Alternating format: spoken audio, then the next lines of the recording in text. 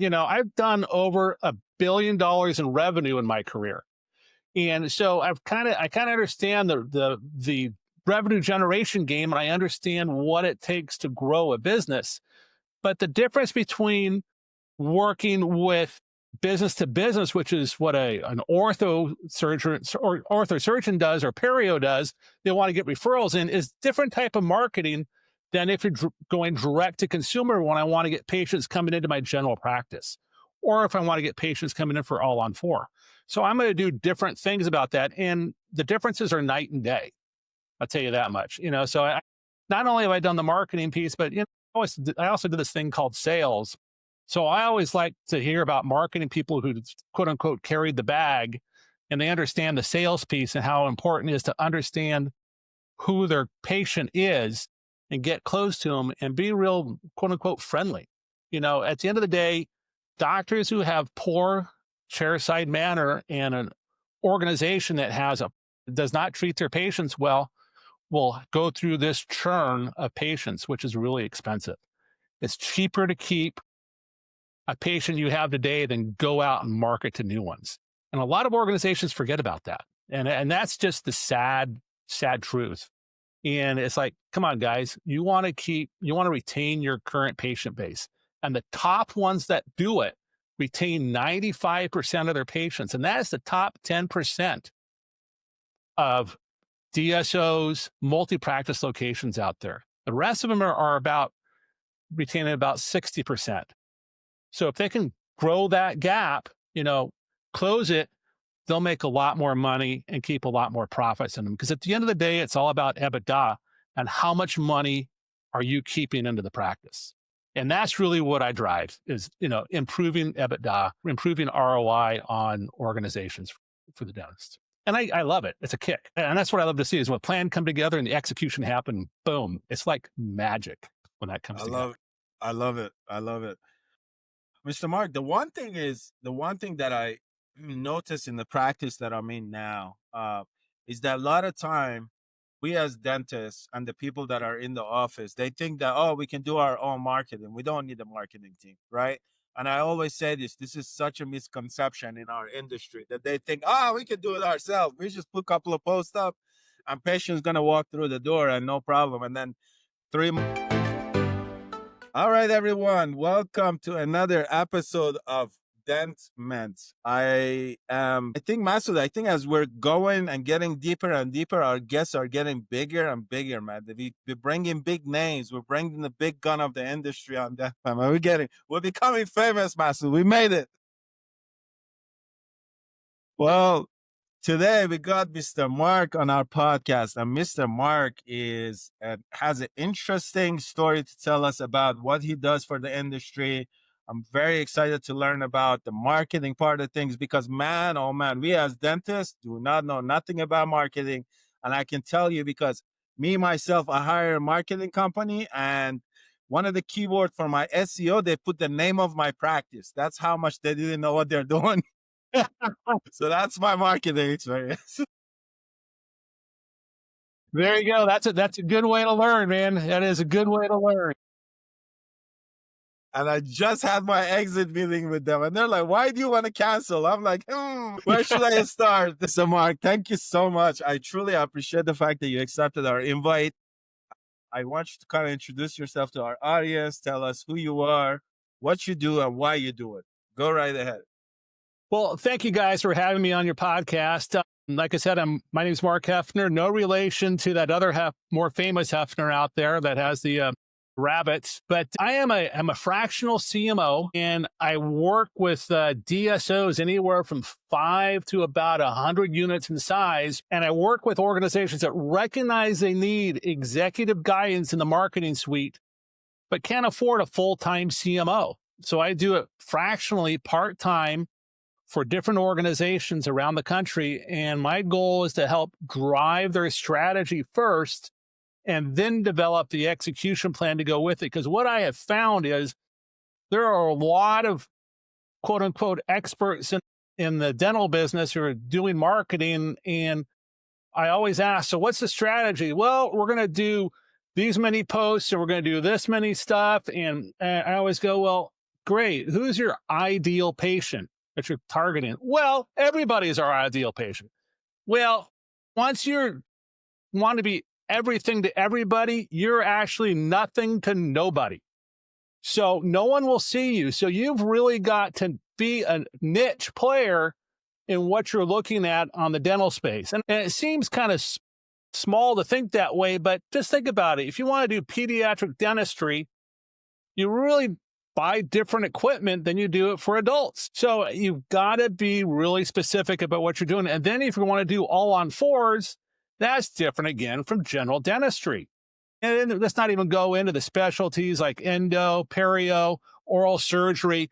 Those are even a lot differently in how you go to market there to get the referral business coming in. So you got to understand all the various different pieces.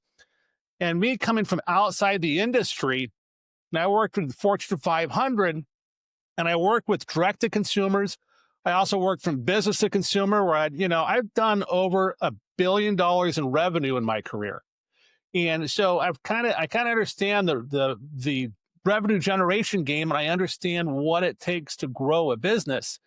But the difference between working with business to business, which is what an ortho surgeon or orthosurgeon does or perio does, they want to get referrals in, is different type of marketing than if you're going direct to consumer when I want to get patients coming into my general practice, or if I want to get patients coming in for all on four.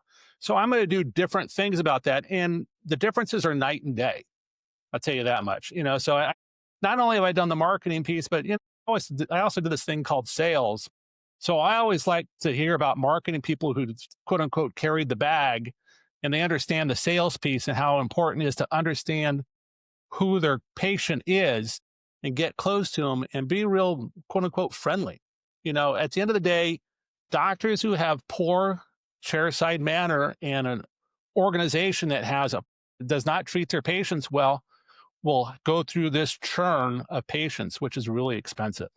It's cheaper to keep a patient you have today than go out and market to new ones. And a lot of organizations forget about that. And that's just the sad truth. And it's like, come on, guys, you want to retain your current patient base. And the top ones that do it retain 95% of their patients. And that is the top 10% of DSOs, multi-practice locations out there. The rest of them are about retaining about 60%. So if they can grow that gap, close it, they'll make a lot more money and keep a lot more profits in them. Because at the end of the day, it's all about EBITDA and how much money are you keeping into the practice.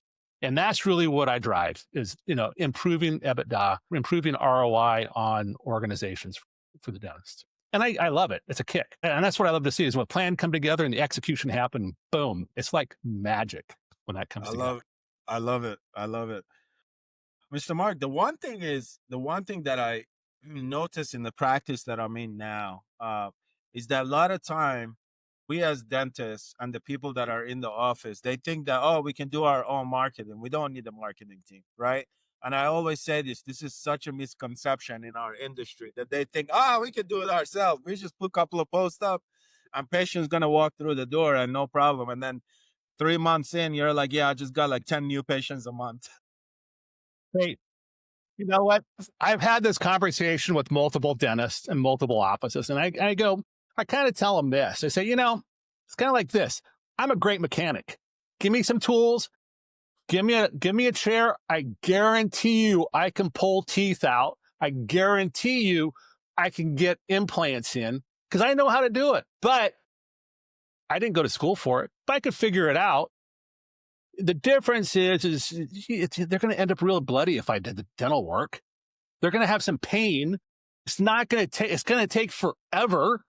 And that's not what they want. At the end of the day, you are next to a chair working on a patient all day. That's what you went to school with. And I have yet to hear about a dental practice or a dental school that talks about marketing, operations, sales, patients, how to take care of them, how to treat them. I have yet to hear about that class being offered. And guess what? If you do find it, it's one class. I've been doing this for 30 years. Not only have I been doing it for 30 years, I've got a degree in communication. I have an MBA in marketing. I have not just the practice of doing marketing and being successful at it. I actually have the education behind it to back me up. And with the experience with the two pieces together, that's invaluable. That is like me hiring you to do my dental work. I'm paying for your expertise to make sure my dentistry and my mouth looks beautiful. That's what it really comes down to. If you're not able to do that, that's why do you want to spend another, 15, 20 hours a week on marketing when you've already spent 40, 50 hours in the office? Yeah, absolutely. That's absolutely right. That makes And so much also, sense. it's just not effective at all. So, Mr. Mark, the one thing I want to know is like if somebody has single practice, two practice, one or two practice, and they want to grow, because that's something I've been talking to a lot of dentists that I'm friends with. The challenge they have is they don't know where to start when it comes to their marketing, because there is a lot of companies that you reach out to or they reach out to you, but the reality of it is they just don't really tell you what the steps is. So if you had to like kind of simplify things and tell us like how would you start and where do you want to start your marketing? What would you say and what the strategies would you use? You first start off, what is your unique value proposition? So, I live here in Southern California. And I swear to you, I can drive like, 3 minutes from my office here, and I'll find five dental practices on the same corner. Okay, so all five of them need to have a different value proposition. What makes them unique from the guy next door? So you've got to first develop what your unique value proposition is, and who is your ideal patient. Who are you looking for? What do you want to do? And here's the other part of it is, what do you like to do in dentistry? What gets you going? Because I love marketing. I love what I do. I don't work a day, I haven't worked a day in forever because I love what I do. I don't consider this a job. I consider this, my calling. A lot of the dentists I talk to this is their calling. And I'm like, well, if it's your calling, then what part of it do you like? Because some of them people are getting burned out because they're trying to do everything. It's like, oh, scale back and what do you want to do? Once you figure that out, that comes back to my conversation we had earlier about talking about your niche. What niche do you want to go into and then drive to that? Because I guarantee you, if you're working on doing what you love, you're not going to work a day in your life. And that's what we all want to be doing. We want to be enjoying what we're doing and not getting burned out. So really figuring that out and then putting the plan together. It comes down to, I always ask when I'm getting brought on board is, so do you have a business plan? And you don't know how many dentists do not have a business plan to begin with. And it really comes down to the business plan drives the marketing plan, drives the operations plan, drives your hygiene plan, all of these things. So you know what you need to bring in. And then you got to look at what your current revenue is and where that revenue is coming from. So if you only have 6% of your revenue coming from hygiene, you got a major problem because that's what's driving the rest of your business on the general dentistry side. And then if you have a specialty practice, you got to recognize how many referrals you're getting from different offices. So there's different things you've got to pull together to get there. And you got to understand the numbers of what's going on with your practice. And if you don't have those numbers, if you have a PMS system, you can pull them out and you can throw them into an Excel spreadsheet or something like that and put them together. And then you take those against the benchmarks that are out there and you can set yourself up and say, well, how am I doing against the benchmarks? Because it's really the benchmarks that you need to understand that. So it's a combination of things that you're doing as you pull that whole process together. So marketing is a lot of work, a lot of planning, and the business itself is a lot of work and a lot of planning to be successful. A lot of people think success in dentistry comes easily. There's nothing in life worth happening, for the most of us at least, doesn't come easily. Success doesn't happen overnight. Success is planned. A good plan makes it look really easy. That's amazing, Mr. Mark. Actually, very nice to meet you. I think these are the first words you're hearing from me since I joined in. One thing that really caught my eye was you said early on before we hop on the podcast that I use this as kind of an icebreaker that you're like 6'4", I am, right? How does it feel like to live a tall life? I the only thing I will say is when I'm in a crowd, I can see over it. I wouldn't know how to live any other way. That's the magic. That's the power. Doesn't matter how many people are in the room, I can see over 99% of them. And if the other guy in front of me is a little bit too tall, I just move to the right or to the left. Not a big deal. And then I will tell you though, being tall is I try to be also really respectful. So I'm always in the back of the room. I don't want to block the view for people who can't see over me. Unless it's how I bought my ticket for the concert or whatever. I'm like, I'm sorry, guys. It's just the way that works out. But the other part of that being No. tall with you is my hardest thing is I cannot buy any car. I first have to make sure I fit into it before I can buy it. So not any car is available to me in my clothes. I got a 37-inch wingspan here. So I can't buy any really off the rack shirts, special order that stuff. So, I mean, there's some pluses and minuses about being taller. I'll tell you that much. Another big plus that I would say is that I know, like, I've seen a lot of girls that would die for a tall guy. You should have seen a lot of that. You know what, though? I'll tell you a story. When I was a kid, I was a tall, dorky kid. No girl wanted to date me because I will walk and run like a giraffe, kind of like this. And, I played basketball in high school, wasn't any good really for college. But, it's as I've gotten older, I've come to realize that, yeah, women like taller men. And I got lucky that way. So, yeah. So I think my wife appreciates that I'm taller. My kids are tall too. My oldest son is 6'7", and so he's a little bit taller than me. Passing on the genes.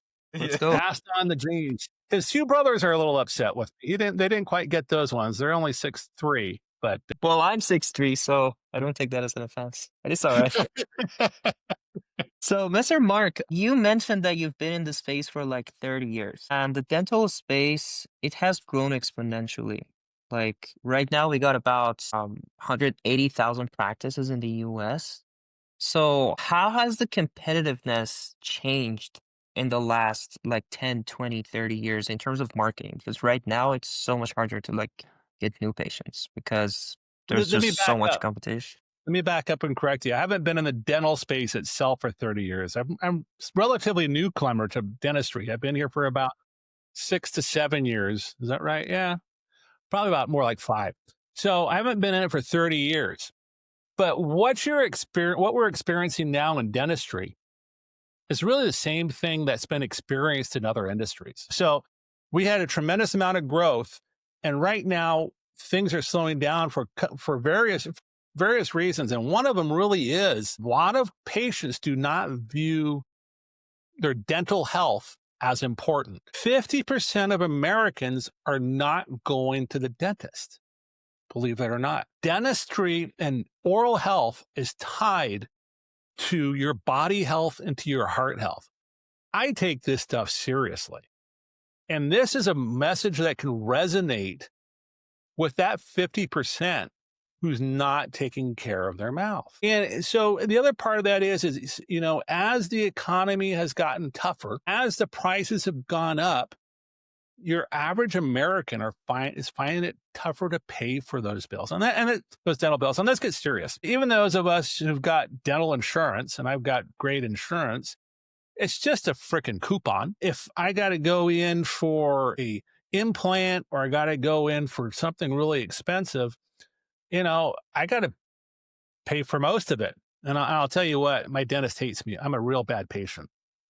I don't have any implants in my mouth. I don't get any cavities. The only thing I got are bad gums. So, and I I just go in for cleanings 4 times a year instead of 2 to keep everything at bay. I feel kind of fortunate, but there's a big group in our country and worldwide who cannot afford dentistry. We've got to figure out a way to get those people in who can afford and help pay for those who can't.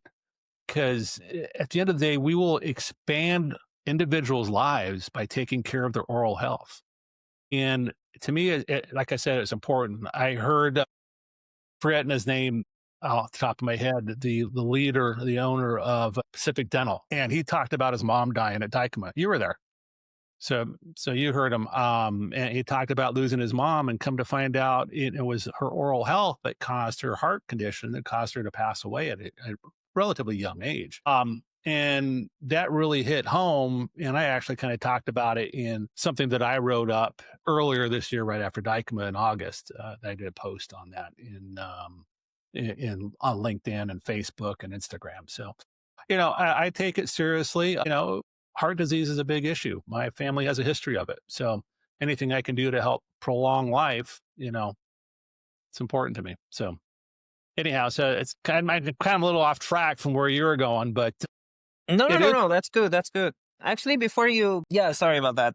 Before you move on, because, I was just going to ask you, what message do you have for people who've never been through dentistry? Because I'm one of those people. I've never been to a dentist before. You know what? You better go. You don't know what's going on. If you're brushing your teeth, you got blood coming out, you got pain coming out, you're hurting a little bit, you need to get it taken care of, man, because at the end of the day, you can die from poor oral health. Because if you get the plaque in your mouth goes to the plaque in your heart. The plaque in your heart that goes into your veins, boom, coronary, done. It's over. Stroke, heart attack.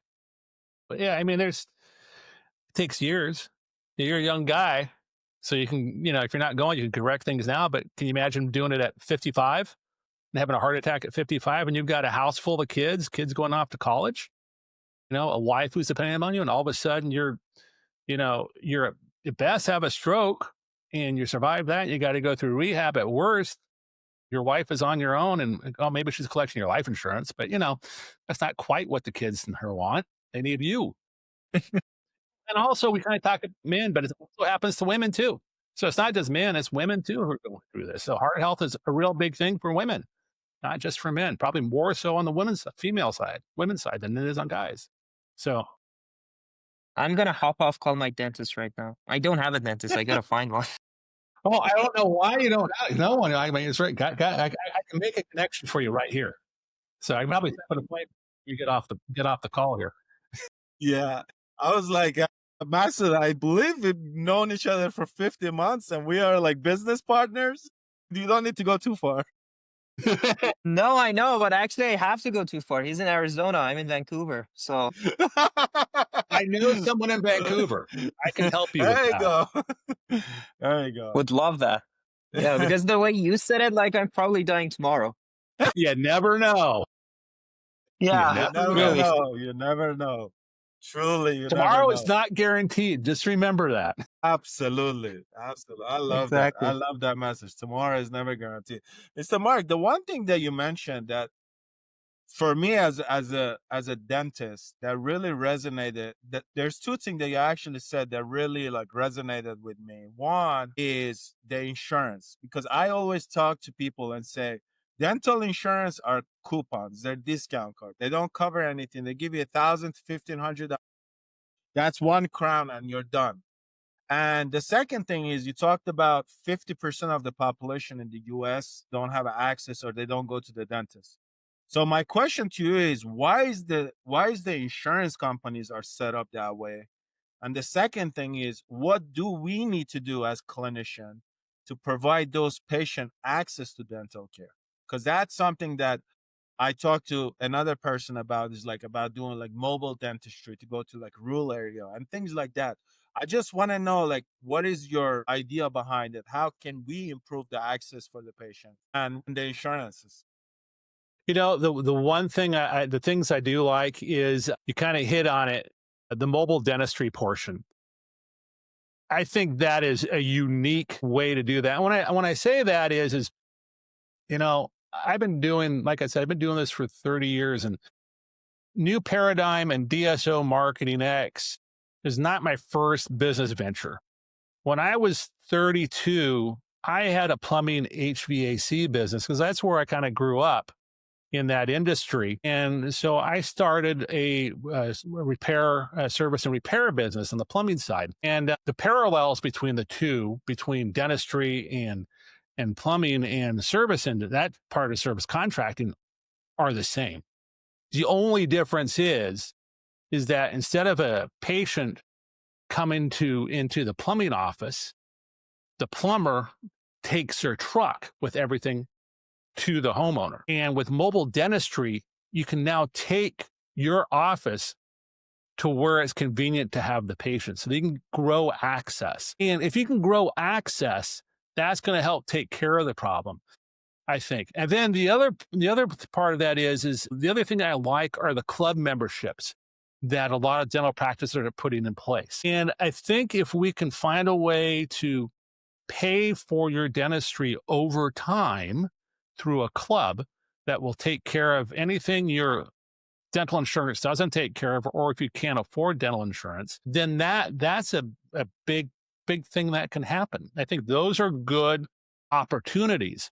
And then if there's any other programs that are out there, there are programs that for dental help for those who are of low income, that they aren't taking that. And then I think that's something that both the marketing and the dental office and the office managers need to become aware of, and how you help those patients who can't afford them. Because at the end of the day, if you help them, you're going to be helping yourself. And we really need to get more patients, and we need to get to that other 50%. So we kind of talked about retention earlier, keeping the patients you got. We talked about trying to get new patients, but that other 50%. The other part of that is talking to those people who can't afford dentistry and getting the right client, get the right patients in for your client base, and understanding what that is. I mean, once you focus, always come back to the market piece. Once you focus on who your ideal client or ideal patient is into your office, everything else becomes open. Now you got to just start thinking creatively. And at the end of the day, I'll tell you, like I said, I come back to doing this for a long time. There's nothing new in marketing. I can take ideas that I've used in other industries and bring them in to help drive new patients and new patients into your office. It's just putting that process together and making that happen, making it real successful. But today, generative AI is really starting to change the game and how you bring in new patients. So the other thing that, not only do I talk about marketing and marketing strategy, but I also talk about generative AI, artificial intelligence, and how you can roll that into your business and make that work across your whole business. So I talk about for marketing, but for operations, and for the business planning, for revenue cycle management, I can even get the phones answered using generative AI, and they can answer all the questions a patient has. Once the patient schedules that appointment, they had no idea they were talking to a machine. So the technology that we're changing, the way that I even practiced marketing 5 years ago, is revolutionarily changed. I was just using Chat GPTs. What do I want to call it? It was one of their agents today. Just starting to play with that new tool. And I was amazed by what it did. I had it do a case study for me of the data that I had sitting onto my Google Drive. I attached all the information together for it. And I must have had about 15 files attached, Excel spreadsheets, PowerPoints, other documents. I said, okay, what kind of cases can you put together here for me? Just as a test. And it came back with 4 great cases that I could develop out of it. I was just like, I was floored, because that tool on Chat GPT pulled information not only from my own database, but also pulled information in from the internet. I was just like floored by it. And it was all great data, because I went back and checked the sources. I never believe anything it says, by the way. So I'm always like, verify what you're saying. But I did that. I was just like, I was blown away today. It was just amazing. generative AI, or AI as most people call it, is really changing the game in your business. And if you're not using that right now in your marketing, you're already behind everybody else. And I say that because I walked into the dental practice I was running, and we had 14 offices, and I had a small team, just like most dental practices. It was me and two other guys. I said, "Hey guys, this is on December 2nd of 2022." Walked into my team. I go, "Guys, we got to really figure out how to use this new thing called Chat GPT and how to make that work." And ever since then, boom. Because I had used some other things prior that sucked. It was just terrible. I used that one and I was just like amazed. And I was just reviewing some stuff I had done with it, right when it first came out, just a couple of days ago, believe it or not. Just the changes between here and then are incredible. The big thing is SEO is changing. We've talked about that before we started the call. And a lot of people are using their LLMs or large language models, whether it be ChatGPT, Claude, Gemini, Perplexity, all the ones that are out there. And they're now starting to ask information about doctors, dentists, and what do they think? And people are not going out to using, that quote unquote Google search, especially the younger generations. That's how they're doing it. And if your business and your SEO is not set up to manage that way, you're missing the boat. All these large language models, the biggest thing they go to, believe it or not, is a YouTube video and Reddit for that information.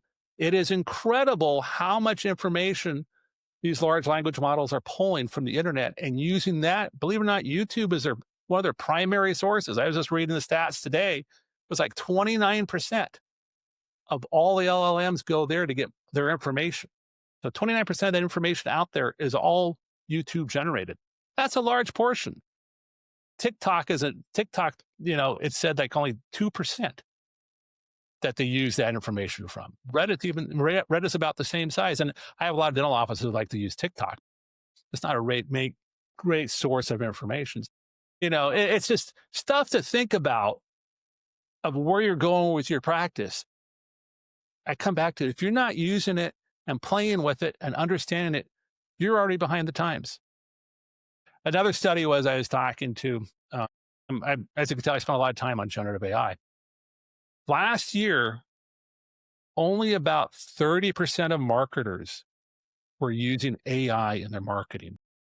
Today, a study came out, that is over 60% of marketers are now using AI. And those are marketers, not just the regular public. It tells you what's going on. And we all know dentistry is 15 years behind the times and everything else. So, yeah, don't take it bad personally, anybody. I'm just kind of know that. If we all sit back and take a look at it. So it's just, how are we going to make that happen? So it's just, things are changing. Things are changing quicker.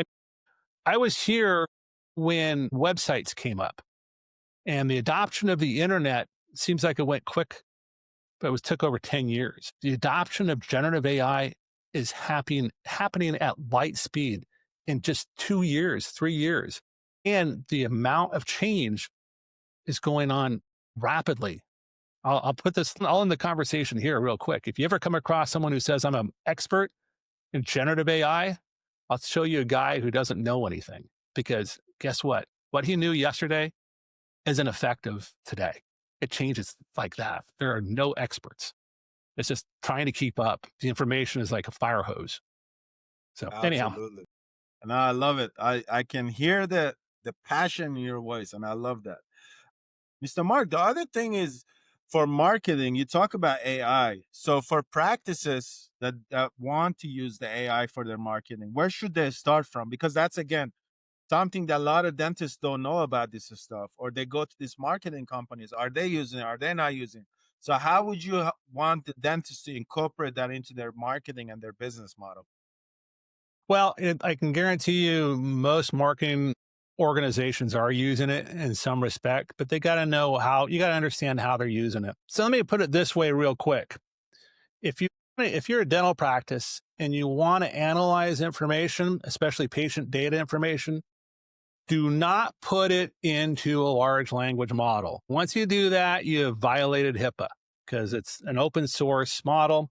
HIPAA requires you to keep that information private. So unless you anonymize that data and that information, the patient information, don't do it. It's got to do it a different way. So that's where you got to come talk about expertise. But where should you use it is really look at it for what is going on in your demographic region. So you can actually talk to generative AI and say, go out and search my competition.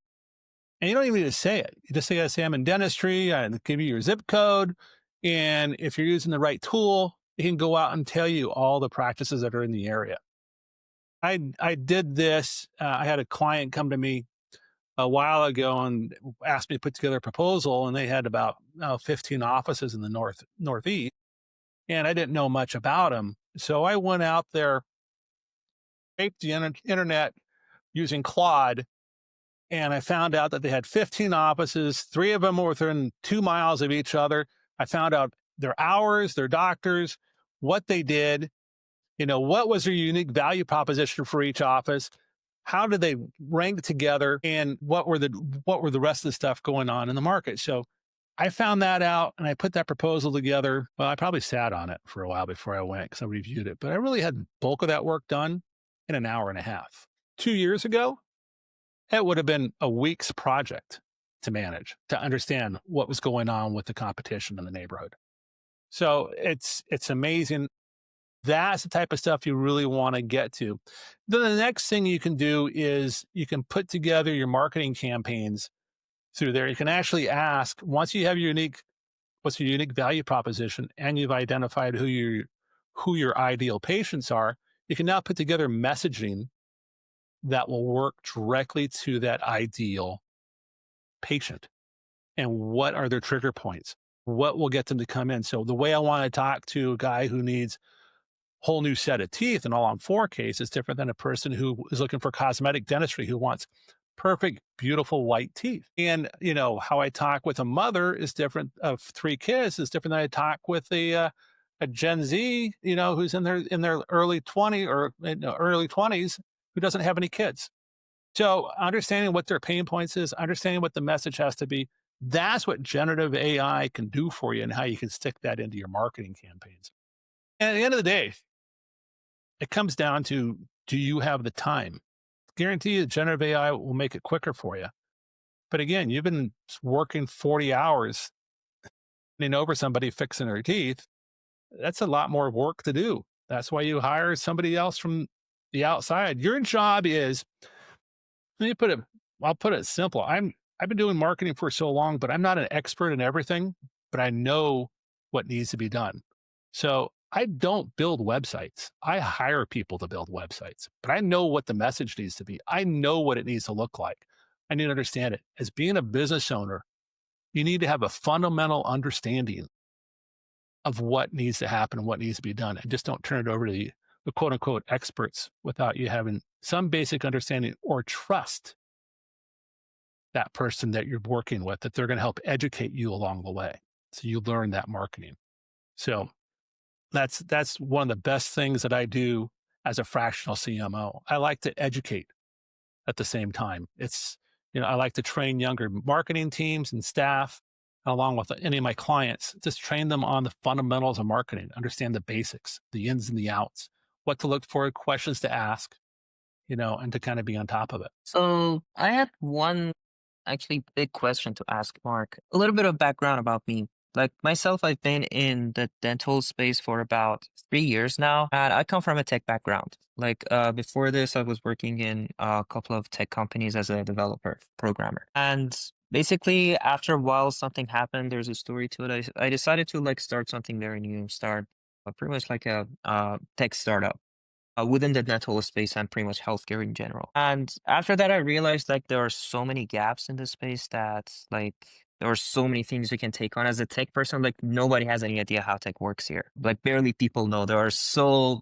little tech people out there, like especially like after ChatGPT, there are a lot of people that take the hype with AI. They're like, trying to master AI. But the thing is, like, there are so many gaps out there for you to fill. And one question that me and my friends were asking each other was, where do we see the space going, like in the next 15 to 20 years? Because the kind of thing that I'm asking for is kind of like when Steve Jobs was talking about iPhones in 2000s, like pretty much 10 years before they were out, and he was still talking about it, and he knew that it was a thing.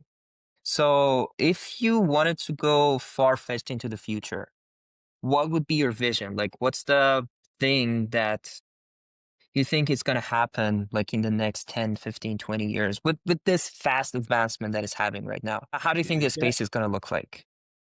that's a darn good question. And don't hold me by the crystal ball because I know it's broken already. But if I was to rub it and kind of say, hey, what does this look like? We talked about it earlier as convenience. There are practices right now that are open 7 days a week from 7 a.m. to 7 p.m. on Saturdays and Sundays too. We've grown up in an ideal world that patients can come to us between 9 and 5, 9 and 6. Guess what? Amazon doesn't come to you between 9 and 5 and 9 and 6. They'll deliver something on my doorstep at 4 a.m. I know this because my dogs go crazy when they come and wake me up from a dead sleep. So we're talking about the world is moving towards convenience, simplicity. What used to work, and what I hate to say this, your mentors taught you dentistry happens between 9 and 5, 9 and 6. And on Fridays, you can take off at 2 p.m. and go golf. That's really not how the industry works today. The industry works is that your patients are looking for convenience. So what does that look like in 20 years from now? Believe it or not, I think mobile dentistry has a place. I think it has a bigger place than anybody can realize today. Because you can roll that office up into somebody's house, pull it in the driveway, or pull into an office, where you have a program working with, I don't know, Fleur Daniels out here, or you have a program working with, Aerojet or whoever these big manufacturers are. Because guess what? They don't want their employees taking time off to go do personal stuff. If I can have an office roll up into the parking lot and take care of dentistry, what a frickin' idea. I think that is a way there is an opportunity for money. Then I see technology really taking off, and it's all becoming more compact. The one things that, I can talk about a lot of stuff, but what I like is a big thing is Overjet and Pearl, the way they're able to identify what the problems are with people's teeth and the cavities that are coming in, and they're consistent. I remember reading something about one of these organizations gave 20 dentists 20 different charts and had them read the x-rays, and they came up with 20 different answers. None of them are really wrong, but they weren't consistent. One of the things people want in medical and in dentistry, your patients, they want consistency across the board. And guess what? If you're consistent across the board in the way you treat things, this little side benefit, I don't want to talk about it too much. It's called legal. If you can actually show legally, I'm consistent across the board in the way I treat things. If you ever, by happenstance, get yourself into some problem, I don't want to talk about that, but legally you might get in a problem. At least you can show we're consistent in the way that we treat this process, because then no one can come back to you from a lawyer, because lawyers like to pull things apart. Well, why did you treat patient A differently than patient B when they have the same problem? So I see that as being another way that we're going to start to see things tighten up. And probably the other part of that is I really also think that these dental clubs, as we see them today, are going to find their way. Right now, they're small overall in the industry. I think we're going to find that way unless something else comes in to suck up that vacuum to make dentistry affordable for people. And I think the minute you can find that niche to make dentistry affordable for a larger portion of opportunities, patients, I think that's where you'll see the big change. And I think technology has that way of finding that. And we're finding that stuff happening quicker and quicker. It's amazing. So, it's just the technology space is just moving quickly for us all.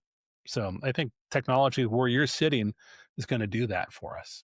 Yeah. So That's good awesome. luck. Yeah, I indeed. don't know if that answers your question, but Mr. Mark, the one thing that you mentioned, and for me as a dentist, that question is something that you mentioned multiple of times. And even me as a dentist, I do not know what it is. And I really wanted you to help me real life, just help me figure that part out, because that's a good point that you brought up. You said you need to find your unique proposition. I don't even know what my unique proposition is to my patients. I just say I do dentistry, but I don't have a unique proposition. I don't know what, I don't know what my niche is, because I pretty much say, oh, I do crowns, I do bridges, I do fillings, I do this, I do that. How do you help the dentist find that unique proposition? How would you help me find my unique proposition? so let me ask you this real quick. What kind of patients do you like to work on? Children or adults? Adults. Okay. Now, do you like to work with adults who are low income or adults who like want cosmetic surgery done, or do you want to work for all on four type of patients? Uh, the patients that right now, our patient is about like a low income. We don't have a lot of cosmetics. So our patient is a little bit older patients where I'm at. Our patient population is from like 40 to like 85. That's our patient population right now. So then with that is, what do you like to do in dentistry? What is your favorite part of what you like in dentistry? And what is that piece that your patients are coming to your office for? So now you take the data that you have in your PMS system and what are all the services that we're doing and which services rise to the top. So if you've got a great office going, hygiene's 30%. So 30% is hygiene, and hygiene is kind of the loss leader that brings your patients in. So pull that aside, and after you get through hygiene, now what is that you're finding? And now you start to see one way to get to your unique value proposition. The other way to get there, and the other thing you look at simultaneously, what are your reviews? What reviews are you getting from your patients coming into your office? And you should if you're not asking for reviews from your patients through a text message after they leave or a QR code sitting there on the desk at checkout, you're missing the boat. So one thing patients look at is how many reviews you have and how new are your reviews. So that's the other way to ask to get. But those are very limited. The other part is you ask the patients, why did you come to my office? What made you choose me over them? So it may be you got a pretty office. Maybe you have a great location. Maybe it's your name. Maybe it's because they like your Nike hat on you. You've got to ask your patients what makes them choose. So I've kind of just given you 4 pieces of information that you've got to pull together to answer that question. I can't answer it for you, but the data tells you that. The information you get. So, it comes down to marketing is about being data driven, getting the data and understanding it and answering these questions. You come up with the questions, use the data to answer. Do not use your gut, because your gut is wrong 9 times out of 10.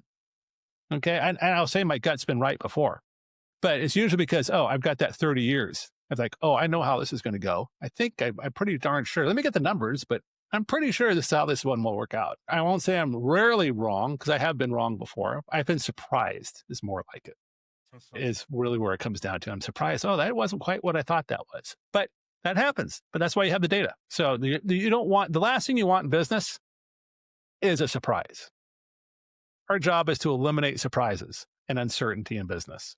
And you can never eliminate it 100%, but the less surprises you have and the less uncertainty you have, the better way you can get to being profitable.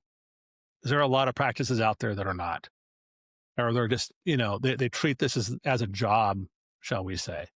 Hey, if you have your own business, your own practice, it should be more than job. It should be making good money, and it should be the way that you help, either if you're a single practice or multi-practice location, it should be the way that you help your family grow, go to school, have a great life, retire early, unless you love what you do. That's a whole different story. If you love what you do, you'll never retire, So, speaking of that, I'm kind of telling you from a personal standpoint here. But after that, you want to be able to do what you want, but your business, your passion will take you there. I come back to, if you're passionate and you're happy, you'll never work a day in your life. Wow, man, what a great advice. I was like, yeah, probably all of us as a dentist, I think me and Master talk about this every day. I was like, Master, I want to retire every day. I don't think there's too many dentists that want to do this forever. There are a lot of dentists. There's no doubt about it, but I'm not sure if there's enough. You just got to figure out the right places. One of the things I'll say is that there are a lot of dentists in urban areas and not enough dentists in rural areas. And that's something that there's opportunities there. Believe it or not, you go where the opportunities. You're asking me earlier, I kind of tie the mobile dentistry to rural areas also. So that's a way you can actually take your office and move it around. Be amazing. And it's not just general dentistry you can do. You can do oral surgery that way. You can do perio that way. You can do orthodontics that way. It's amazing how you can manage that. So there's lots of things. I think Mr. Mark, you just gave me a business idea, man. We got to start doing mobile dentistry, man. So that's next. Exactly. Because he's actually very right. Like, you're not stick to just one location. Like, you can be in Arizona today and in Vancouver tomorrow. Like, you know what I mean? You can You could be be. wherever. And we're seeing those models. I know there's a practice that just does emergency dentistry, and they rent office space on Saturdays and Sundays, to take care of emergency dentistry. So the people who own that office make some money on the weekends, and the emergency guys just bring in their own staff, and they have their cell phones, and boom, they're off and they're working. And Monday morning comes around, that office is clean, and they're off to do something else. So there's lots of different business models, and it's just finding a way, to break through the noise. And that's it. What is your unique value proposition? Because once you do that, you've broken through the noise, and you've hit it. Mark, quick question about that. Is there a DSO for mobile dentistry? Just like, an owner that instead of one mobile dentistry has like 10 different mobile dentistries, like 10 different cars, vans that are going out there into towns. Yeah, I was at DSO Leadership Conference last year. Now they've changed the name to Dental Leadership. That happens actually the end of this week in Salt Lake City that I'm going to be attending. And last year, a organization won an award who did mobile dentistry, who had multiple trucks and that they're out running around doing that with. And so it's a model that works. And I was really impressed with the quality of care that they had gotten and what they were doing, and they were expanding. So they figured out their niche, and they were growing their business. They're growing, for me, growing their trucks. And that is, that's a model, man. I know it's a model. I know no one wants to come to their office at 12 in the afternoon and take off from work. Yeah, totally. And actually, it makes so much sense because you don't have to pay for any leases. Like, it's just you and your car. And at the same time, like, you can just get one location for all the cars, all the trucks, for the receptionist and like the front staff. So you don't have to manage multiple teams. You just manage one team. Yeah, just manage the team, and then the only thing I can think of is you have someone on the truck, and then the dentist, a hygienist or something like that who travels with you, and you can set up a hygiene truck. That's all they do, and then you can set up a dental truck who has a dental assistant in it, with the dentist, and boom. If you want to go way out, you could hire a driver, but and most people have driver's license. You know what, so doctor? I think you should that way. just come to Vancouver. I think what we can do with Dr. Mila, you come to Vancouver, you treat the patients, I drive. And maybe I can start my dental school so that later on we can switch. You drive, I treat. You ought to go to Arizona. It's warmer there. I've been to Oh yeah, Toronto in I'll the winter try.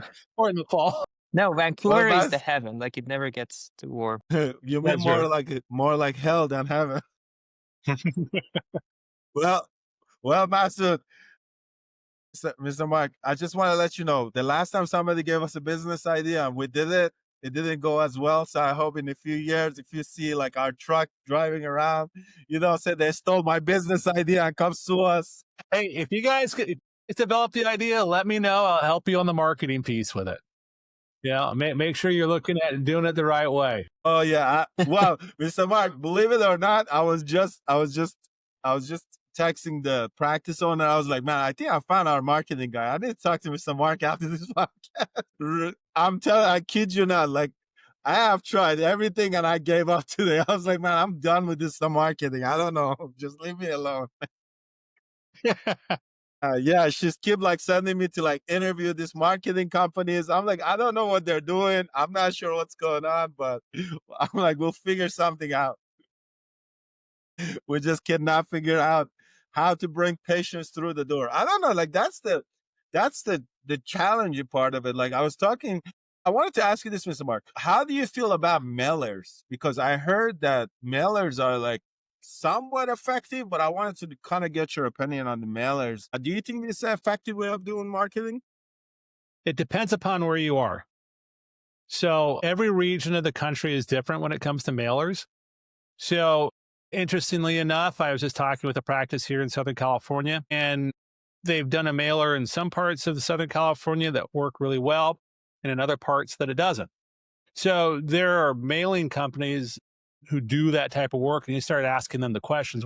What's your experience of how these work? Because there's guys who are specifically do mailing for dental offices, and they have the data. So you don't want to just go to any mail house who will do this stuff. You got to find the right guys, and they'll give you the right information.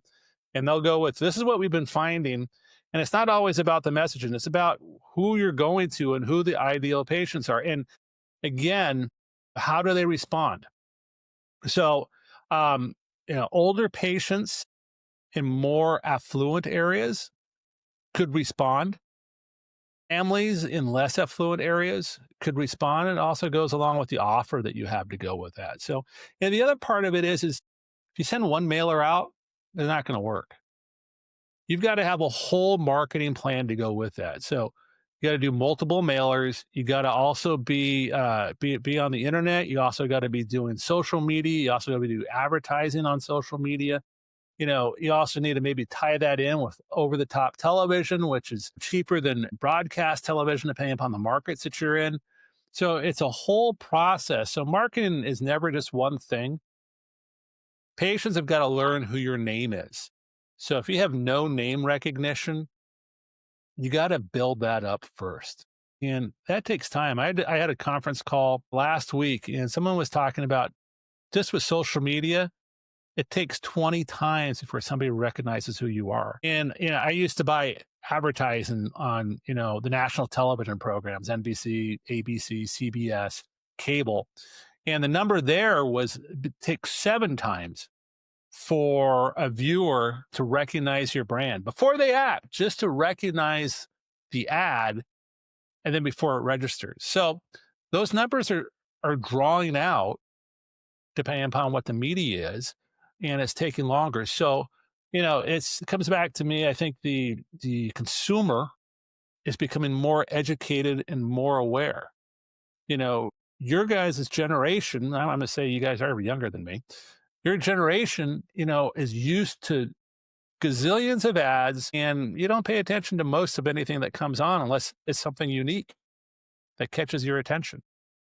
So I'll come back to marketing. I was talking with a person at a dental office who had multiple locations in the Mid-Rocky Mountain region. And they had offices in college towns. And the marketing person, they're no longer there, said, one of the things that we did to help drive in new patients in these college towns is that we got them papers to roll their pot with, because pot was legal in that state. I'm like going, that was brilliant. And she said, yeah, we had quite a lift over it. I was like going, I love it, because that was really out of the box thinking.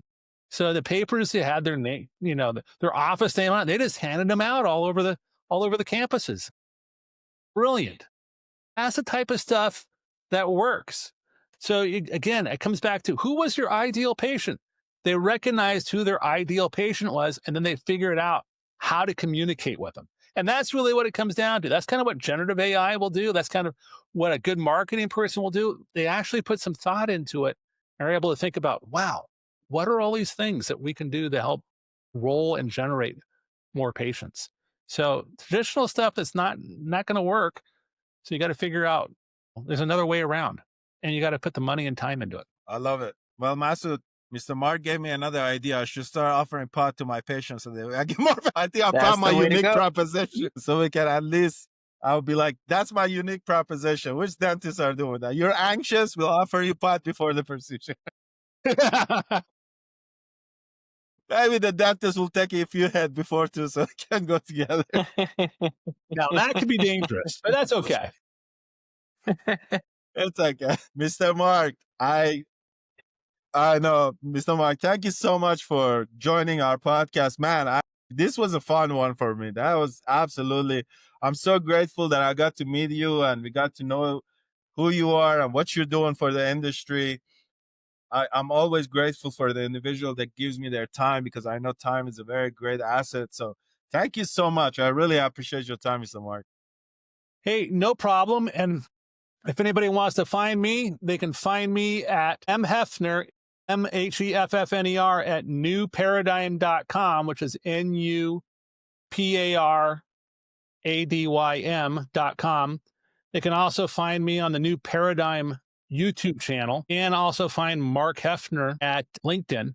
I'm also on Instagram and Facebook under New Paradigm, and my other company, DSO Marketing X. Beautiful. Mr. Marc, I will put everything. I'll put everything in our description below on our YouTube channel. Find Mr. Marc if you need some marketing help, because I'm telling you, we dentists do not know nothing about marketing. And my advice to all the dentist friends out there, stop doing your own marketing, because we don't know what we're doing. And I'll tell you what, I'll stop doing my own dentistry.